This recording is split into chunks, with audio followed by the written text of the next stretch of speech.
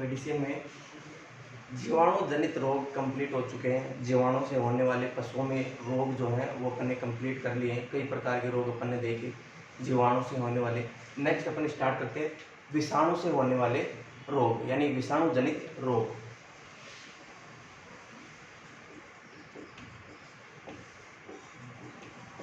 विषाणु जनित रोग, वायरस से होने वाले रोग कौन कौन से होते हैं? इतने दिन अपन ने देखे बैक्टीरिया से होने वाले पशुओं में रोग, अब अपन देखेंगे वायरस से होने वाले रोग। इसमें सबसे पहला स्टार्ट करते हैं रिंडर पेस्ट। सबसे पहला डिजीज है रिंडर पेस्ट।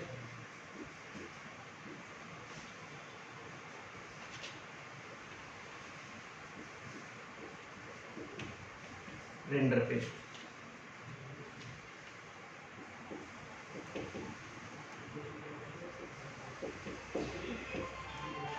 विषाणु जनित रोगों में, वायरस से होने वाले रोगों में अपन वही चीज़ें पढ़ेंगे। सबसे पहले इसका उपनाम, उपनाम के बाद में इसके मुख्य लक्षण कौन कौन से हैं, इसके बाद में इसकी एपिडेमियोलॉजी, किस प्रकार से ये फैलता है, इसकी पैथोजेनेसिस की शरीर में जाके कौन कौन से अंग को प्रभावित करता है, इसके बाद में इसका लक्षण पढ़ेंगे। लक्षण के बाद में वही डायग्नोसिस हो गया, डिफरेंशियल डायग्नोसिस हो गया, ट्रीटमेंट हो गया, कंट्रोल एंड प्रिवेंशन, वो सारी चीज़ें जो अपन ने बैक्टीरिया में पढ़ी थी वो सारी की सारी चीज़ें अपन इसमें भी पढ़ेंगे। सबसे पहला disease rinder paste. Rinder paste के अंदर इसके अगर उपनाम की अगर बात करते हैं, उपनाम अपन देखते हैं तो उपनाम इसको कई नामों से इसको जाना जाता है, क्योंकि रिंडर पेस्ट एक ऐसी बीमारी है जिससे कई, ये सबसे ज्यादा किसमें होता है? गोवंश के अंदर होता है, काऊ के अंदर, केटल के अंदर, केटल वाला जो ग्रुप है उसके अंदर ये रोग रिंडर पेस्ट होता है, वो सबसे ज्यादा होता है। और आज तक जितनी पशु किसी और डिजीज की वजह से मरे हैं, मतलब सारे डिजीज, जैसे कि एफएमडी हो गया, सही है, एफएमडी हो गया, अपन ने viral disease, sorry bacterial disease पढ़े थे, सबसे मिला के जितने केटल की मृत्यु हुई आज तक, उतनी मृत्यु केवल अकेले इस रिंडर पेस्ट की वजह से हुई है, सही है। तो इसको अपन नाम दे सकते हैं पशुओं की महामारी के रूप में। ये महामारी के रूप में भी आया हुआ है। इसमें लगातार एक पशु का, एक पूरा जो पशुशाला है उसके अंदर पूरे जीव हैं, एक साथ कभी कभी इस रोग की वजह से मर जाते हैं। उस समय मरते थे, लेकिन आज क्या होता है, वैक्सीनेशन की वजह से और रोकथाम और नियंत्रण की वजह से आज इसके ऊपर कंट्रोल हो चुका है, इसके ऊपर कंट्रोल पाया जा चुका है। अब ये प्रकृति में नहीं है, इसको इरीगेट कर दिया गया है, इसको यहाँ से मतलब हटा दिया गया है काऊ से, क्योंकि इसमें कई प्रकार की वैक्सीनेशन, आजकल टीकाकरण प्रोग्राम चलाए गए इसके लिए, पशुओं के अंदर इस रोग को रोकने के लिए, सही है। जैसे कि अपन ह्यूमन की अगर बात करते हैं तो ह्यूमन में आज चिकन पॉक्स जिसको माता कहा जाता है, सही है, चिकन पॉक्स है, माता कहा जाता है, उसके कई प्रकार के वैक्सीन जो होते हैं, वैक्सीनों की वजह से, कई प्रकार के टीकाकरणों की वजह से आज इसको रोका जा सका। अब ये किसी जीव के अंदर नहीं होती, किसी मानव के अंदर बात करें तो मानव में ये नहीं होती, क्योंकि इसको पूरी तरह से इरिगेट कर दिया गया है, निष्कासित कर दिया गया है अपने देश से। उसी प्रकार रिंडर पेस्ट जो होता है वो केटल की माता कहलाता है, या पशुओं की माता इसको कह सकते हैं। जैसे कि ह्यूमन में चिकन पॉक्स होती है, वो माता के रूप में जानी जाती है, उसी प्रकार रिंडर पेस्ट को पशुओं की माता के रूप में जाना जाता है। और इसमें भी कई प्रकार के वैक्सीनेशन, कई प्रकार के प्रोग्राम चलाए गए, जिस वजह से आज इसको इरिगेट कर दिया गया, निष्कासित कर दिया गया। उपनाम की अगर बात करें तो पशुओं की महामारी के रूप में इसको जाना जाता है।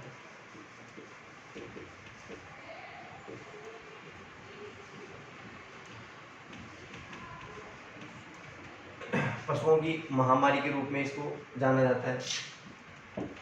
इसके अलावा पशु माता इसको जाना जाता है। शीतला के नाम से भी इसको जाना जाता है, कई गांवों में इसको शीतला के नाम से भी जाना जाता था, सही है। इसके अलावा पशु प्लेग के नाम से भी इसको जाना जाता है, जिसमें कैटल जो होती है वो मुख्य रूप से इसमें अफेक्ट होती है, इसलिए इसको कैटल प्लेग के नाम से भी जाना जाता है।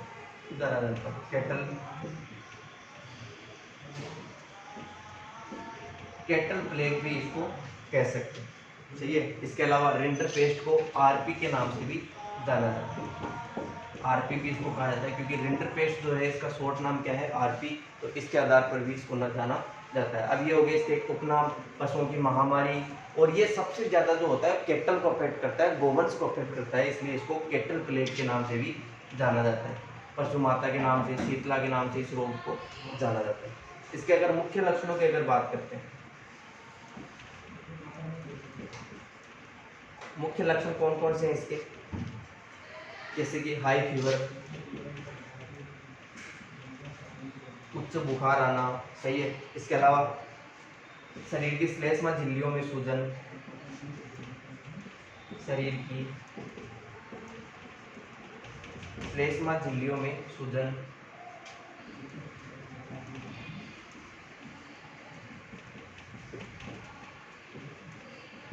श्लेष्मा झिल्लियों में सूजन आना, फोकल नेक्रोटिक रीजन,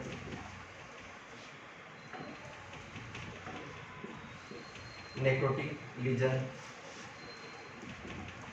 अब ये क्या होता है फोकल नेक्रोटिक रीजन? देखो फोकल नेक्रोटिक रीजन क्या होता है, जो मुख्य गुहा होती है, फोकल किसे कहा जाता है, जो मुख्य गुहा होती है, बक्कल कैविटी होती है, उसको फोकल कहा जाता है। और उसके अंदर क्या होता है, नेक्रोसिस बन जाते हैं। उसकी जो कैविटी होती है, मुख्य गुहा की जो कैविटी होती है, मुख्य गुहा की जो दीवार होती है, उसके अंदर कुछ कोशिकाएं नष्ट होने लग जाती है धीरे धीरे, और वो डार्क ब्राउन कलर की होने लग जाती है। उसे क्या कहा जाता है, उसे फोकल नेक्रोटिक लीजन कहा जाता है। मुख्य गुहा में कोशिकाओं का धीरे धीरे नष्ट होना, और वहां पे लीजन्स का यानी कि धब्बे, लाल लाल धब्बे समान, या अपन कह सकते हैं ब्लैक के धब्बे समान वहां पे संरचनाएं बन जाती है, जिसको क्या क्या कहा जाता है, फोकल नेक्रोटिक लीजन। क्या कहा जाता है उसको, फोकल नेक्रोटिक लीजन। नेक्स्ट इसका लक्षण आता है पतले दस्त, पतले दस्त, इसको वाटरी डायरिया भी कह सकते हैं। पतले दस्त मतलब पानी के समान दस्त उत्पन्न हो जाना, वाटरी डायरिया, या इसके अलावा डिसेंट्री भी देखने को मिल सकती है। डिसेंट्री का मतलब होता है कि दस्त के साथ खून आना, ऐसी कंडीशन को क्या बोला जाता है, डिसेंट्री। ये तो हो गया इसके मुख्य लक्षण और इसके उपनाम। नेक्स्ट आता है इसके रोग कारक, एटियोलॉजी।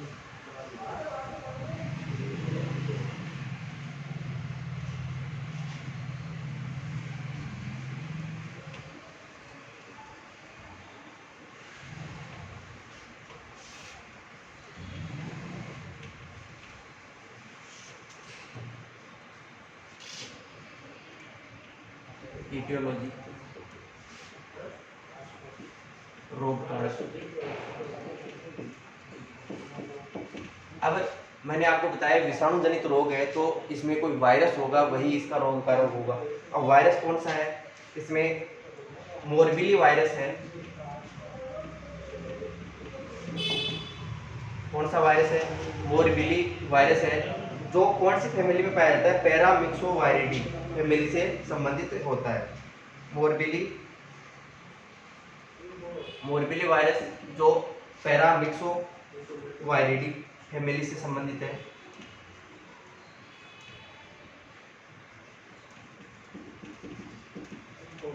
पैरामिक्सोवायरिडी फैमिली का एक सदस्य है मोरबिली वायरस।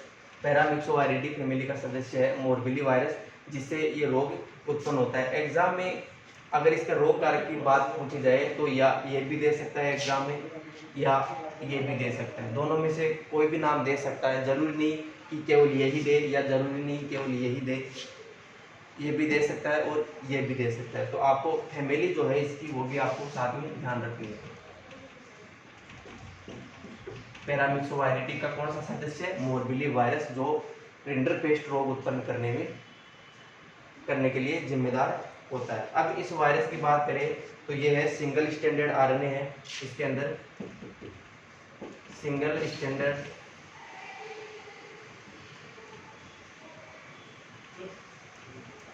स्टैंडर्ड आरएनए, जिसको शॉर्ट में SSRNA लिखा जाता है। SSRNA सिंगल स्टैंडर्ड आरएनए, इसको इस प्रकार भी लिख सकते हैं। एग्जाम में ऐसे भी लिखा जा सकता है SSRNA, या डबल स्टैंडर्ड है तो DSRNA, सही है। तो ये सिंगल स्टैंडर्ड है इसलिए इसको SSRNA लिख सकते हैं। अगर ये डबल स्टैंडर्ड होता तो इसको कैसे लिखते हैं, DSRNA।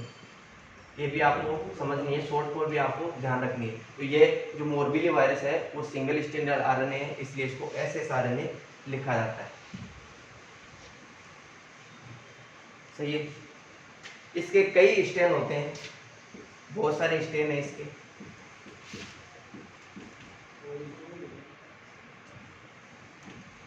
कई स्ट्रेन इसके होते हैं, जो सारे के सारे लगभग अलग अलग रोग उत्पन्न करने की क्षमता रखते हैं। सारे के सारे स्ट्रेन में ऐसी कैपेसिटी पाई जाती है कि वो रोग उत्पन्न कर सकते हैं। लेकिन इसमें क्या होता है, जब एक बार ये मोरबीली वायरस शरीर में प्रवेश कर जाता है, रिंडरपेस्ट डिजीज एक बार हो जाता है। सही है।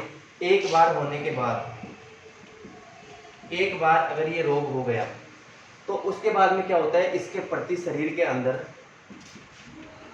रोग प्रतिरोधक क्षमता विकसित हो जाती है। इसके अंदर रोग प्रतिरोधक क्षमता विकसित हो जाती है। और वही जाहिर सी बात है, एक बार होने के बाद यह रोग जो होता है दोबारा पशु के अंदर नहीं होता। अगर पशु में एक बार ये रोग हो गया और वह पशु अगर ठीक हो गया तो उसके बाद में उसके अंदर ये रोग उत्पन्न नहीं होगा, क्योंकि इस वायरस के प्रति शरीर के अंदर रोग प्रतिरोधक क्षमता विकसित हो चुकी है। अब यहाँ पे बात आती है कि इसके कई प्रकार के स्ट्रेन है।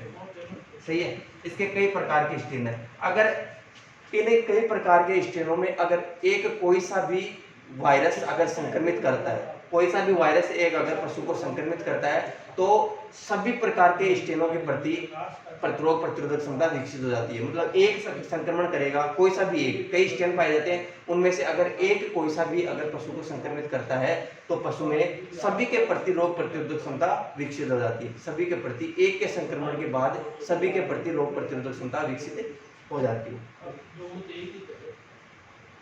तो जाहिर सी बात है, एक बार अगर ये रोग होता है तो ये दोबारा नहीं होगा, क्योंकि जो रोग प्रतिरोधक क्षमता विकसित हो गई वो सभी के, एक के संक्रमण से सभी के प्रति रोग प्रतिरोधक क्षमता विकसित होती है।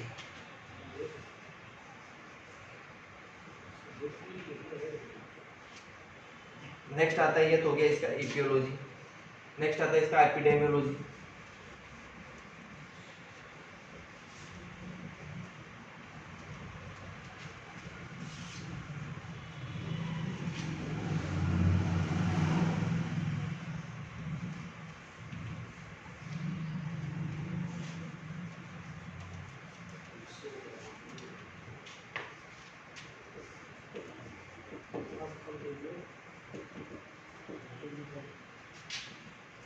एपिडेमियोलॉजी, इसका फैलाव किस प्रकार होता है।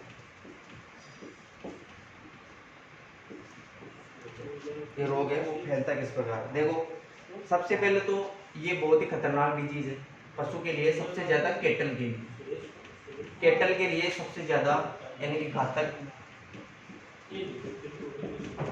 बहुत ज्यादा घातक रोग है। सही है।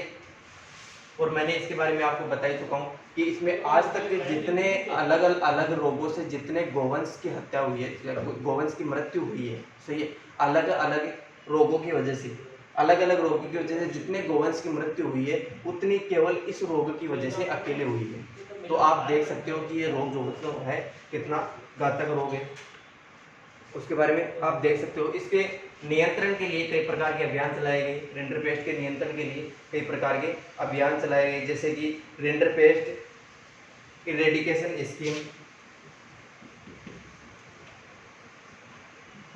रिंडरपेस्ट इरेडिकेशन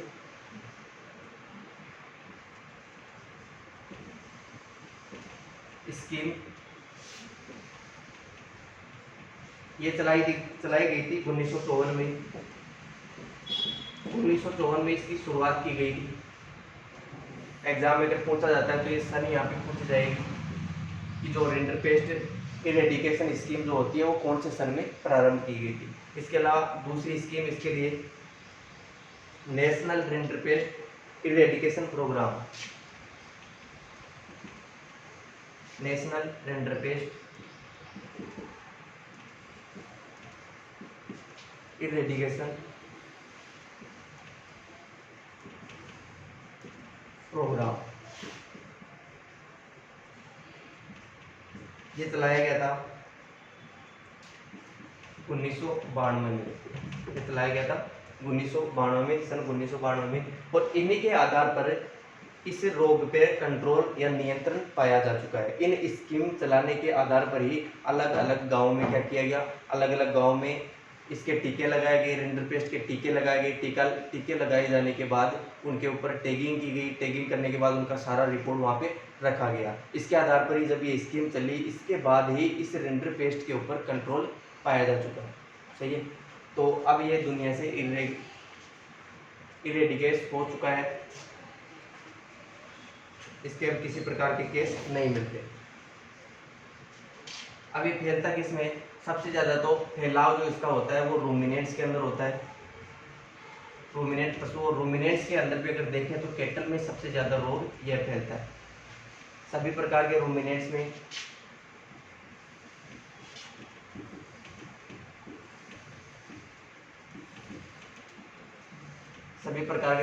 ये रोग होता है। रूमिनेंट्स की अगर बात करें तो रूमिनेंट्स में कौन कौन आते हैं, कैटल, बफेलो,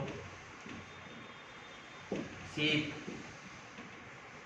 गोट, इनके अंदर तो ये रोग होता ही है। अगर रूमिनेंट्स में भी अगर बात करें तो कैटल में ये रोग सबसे ज्यादा होता है। इसके अलावा नॉन रूमिनेंट्स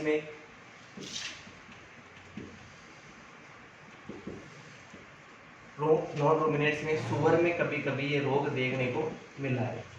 सुअर के अंदर ये रोग कभी कभार देखने को मिला है।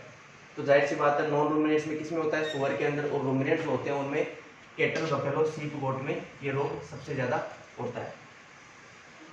सही है, ये हो गया। अब इसका फैलाव किस प्रकार होता है, रूमिनेंट्स में हो गया, कैटल के अंदर हो गया। अब इसका फैलाव की बात करें तो फैलाव इसका हर प्रकार से या हर ट्रांसमिशन जो होता है वो हर तरीके से हो सकता है। जैसे कि श्वसन के द्वारा भी ये रोग फैल सकता है।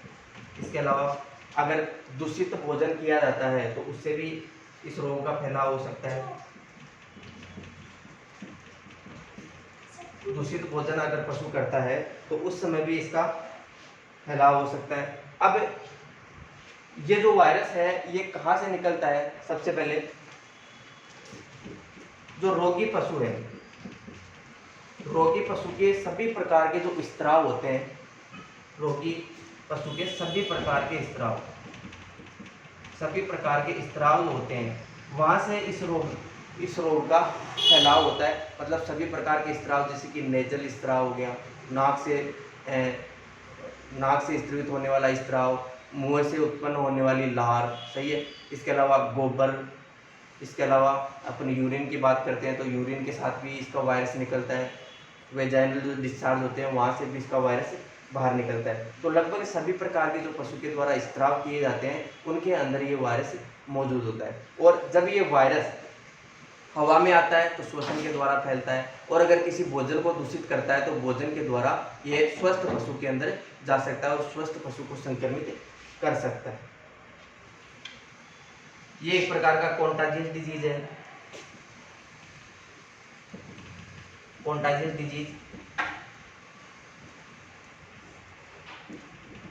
डिजीज का मतलब होता है संपर्क में आने के बाद फैलने वाला डिजीज। कॉन्टाजियस का मतलब होता है संपर्क से फैलने वाला रोग।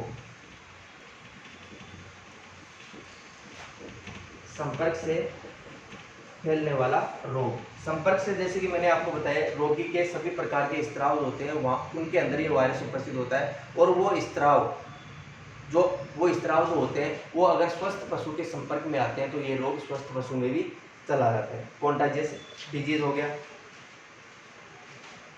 इसके अलावा यहाँ पे एक बात और याद रखनी है, ये जूनोटिक डिजीज नहीं है। यहाँ पे ध्यान रखना है, ये जूनोटिक डिजीज नहीं है। जूनोटिक डिजीज का मतलब होता है कि पशुओं से मनुष्य में फैलने वाला रोग क्या कहलाता है, जूनोटिक डिजीज। तो ये जो रिंडरपेस्ट डिजीज है ये पशुओं से मनुष्य में नहीं फैलता है। इसका वायरस जो होता है मानव के अंदर संक्रमण उत्पन्न नहीं कर सकता।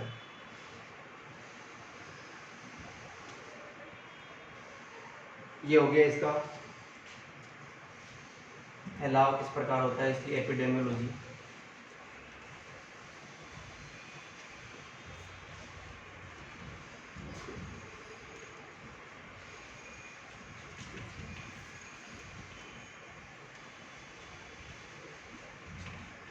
नेक्स्ट देखते हैं इसकी पैथोजेनेसिस।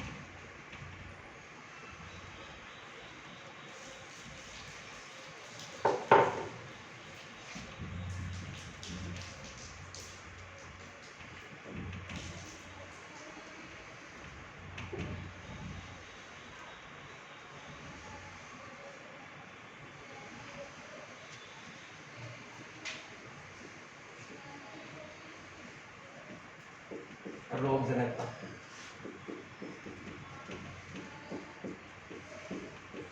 रोगजनकता का क्या मतलब होता है कि शरीर में जब ये प्रवेश करता है, ये रोग जीवाणु जब शरीर में प्रवेश करता है, ये वायरस विषाणु जो होता है शरीर में प्रवेश करता है, तो उसके बाद में कौन कौन से अंगों में प्रवेश करता है और कौन कौन से अंगों में ये अफेक्ट करता है, कौन कौन से लीजन बनाता है, इसको क्या कहते हैं, पैथोजेनेसिस। सबसे पहले तो मान लो ये वायरस जो होता है श्वसन तंत्र के द्वारा शरीर में प्रवेश करता है, इसके द्वारा श्वसन तंत्र में प्रवेश करता है।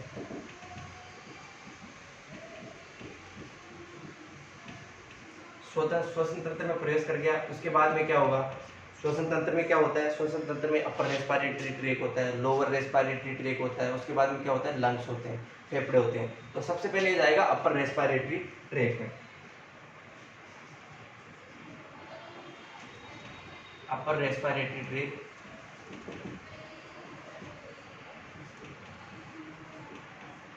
जिसको URT भी बोला जाता है। ये ध्यान रखो, कहीं पे भी अगर URT लिखा हुआ मिल जाए तो इसका मतलब है अपर रेस्पिरेटरी ट्रैक। अब अगर अपर रेस्पिरेटरी ट्रैक में कौन कौन से अंग शामिल होते हैं, जैसे कि नेजल पैसेज, नाकों के जो छिद्र हैं वो हो गया, इसके अलावा फेरिंग्स होगी, लेरिंग्स जो फेरिंग्स है, उसके बाद में लेरिंग्स हो गया, लेरिंग्स के बाद में ट्रेकिया हो गए, इनको बोला जाता है अपर रेस्पिरेटरी ट्रैक। मतलब रेस्पिरेटरी सिस्टम का ऊपर वाला जो भाग होता है, बाहर की तरफ जो बाहर से संपर्क बनाए रखता है, उसको अपन अपर रेस्पिरेटरी ट्रैक बोलते हैं। तो श्वसन तंत्र में प्रवेश करेगा तो सबसे पहले अपर रेस्पिरेटरी ट्रैक में ये प्रवेश करेगा। अपर रेस्पिरेटरी ट्रैक की उपकला कोशिकाएं जो होती है उनको भेज देगा, उपकला कोशिकाओं में प्रवेश कर जाएगा। इसके बाद में अपर रेस्पिरेटरी ट्रैक की URT की उपकला कोशिकाओं में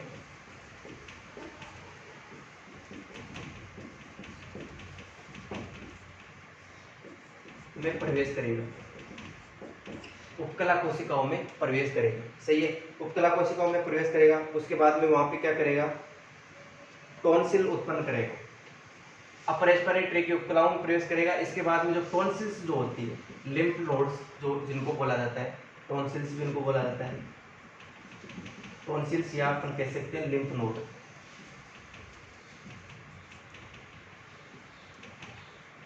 लिम्फ नोड, अब लिम्फ नोड्स के अंदर प्रवेश कर गया। अब इस लिम्फ नोड्स में प्रवेश करने के बाद क्या करेगा, ये लिम्फोसाइट कोशिकाएं जो होती है उनके साथ एक बंधन बढ़ाएगा।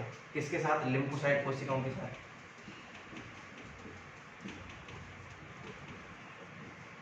या अपन कह सकते हैं लिम्फोसाइट कोशिकाओं को नष्ट करने लगे।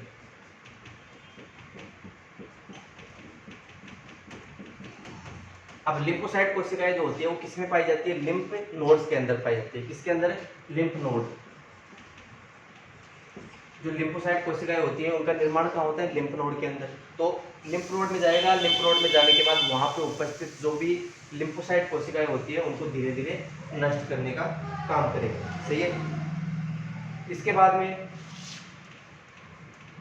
रक्त परिसंचरण तंत्र यानी कि ब्लड के अंदर, रक्त के अंदर प्रवेश करेगा, रक्त में प्रवेश करेगा। रक्त में प्रवेश करके पूरे संपूर्ण शरीर के अंदर ये फैल जाएगा।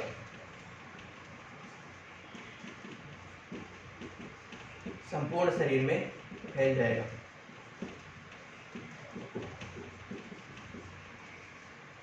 संपूर्ण शरीर में फैलने के बाद, संपूर्ण शरीर में जाने के बाद ये क्या करता है, रक्त में पाई जाने वाली जो ल्यूकोसाइट कोशिकाएं होती है उनके साथ वापस बंध बनाएगा। यहाँ पे लिम्फोसाइट और ल्यूकोसाइट कोशिकाएं जैसे कि मोनोसाइट हो गई, उनके साथ भी ये बंध बनाता है। ल्यूकोसाइट सेल्स के साथ बंध बनाएगा।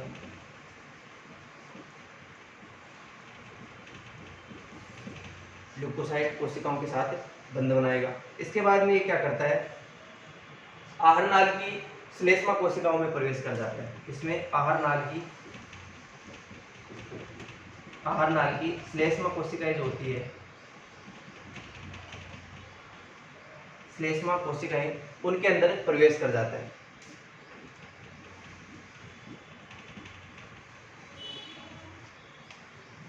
और श्लेष्मा कोशिकाएं उस भाग की, जैसे कि बड़ी आंत का जो भाग होता है कोलन और रेक्टम, कौन सा भाग, कोलन और रेक्टम, कोलन व रेक्टम, कोलन व रेक्टम वाले भाग में प्रवेश कर जाता है। और यहाँ पे क्या करेगा, यहाँ पे रक्त की धारियां सी बन जाती है। जब ये प्रवेश करता है, जब ये वायरस आहार नाल की बड़े आंत की कोलन व रेक्टम वाले भाग में प्रवेश करता है, तो उस समय वहां पे रक्त के धब्बे के समान धारियां बन जाती है, रक्त के धब्बे की धारियां बन जाती है, जिनको जेब्रा स्ट्रिपिंग बोला जाता है। जिनको क्या बोला जाता है, जेब्रा स्ट्रिपिंग, जेब्रा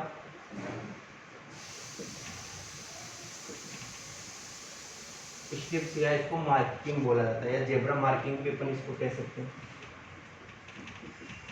ये जेब्रा मार्किंग का पाया जाना इस रोग का मुख्य लक्षण है। ये चीज आपको ध्यान रखनी है कि रिंडरपेस्ट जो होता है उसका मुख्य लक्षण क्या है, आहार नाल के कोलम और रेक्टम वाले भाग में जेब्रा स्ट्रिपिंग या जेब्रा मार्किंग देखने को मिलती है। जेब्रा के शरीर पे जैसे कि मार्किंग होती है, सफेद और काली मार्किंग आपको दिखाई देती है, उसी प्रकार इसके आहार नाल की जो कोलन और रेक्टम वाला जो भाग है उसके अंदर भी ऐसी धारियां आपको दिखाई देगी, इसलिए इसको जेब्रा स्ट्रिपिंग या जेब्रा मार्किंग के नाम से जाना जाता है।